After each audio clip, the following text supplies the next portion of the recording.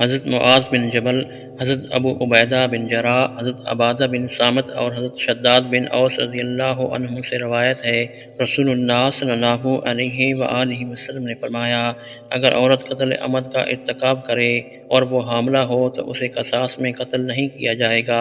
حتیٰ کہ اس کے پیٹ کا بچہ پیدا ہو جائے، اور حتیٰ کہ وہ کسی کو اپنے بچے کی پرورش کی ذمہ داری سونپ دے، اور اگر وہ زنا کرے تو اسے رجم نہیں کیا جائے گا حتیٰ کہ اس کے پیٹ کا بچہ پیدا ہو جائے، اور حتیٰ کہ وہ کسی کو اپنے بچے کی پرورش کی ذمہ داری سونپ دے۔ ام المومنین حضرت عائشہ رضی اللہ عنہا سے روایت ہے،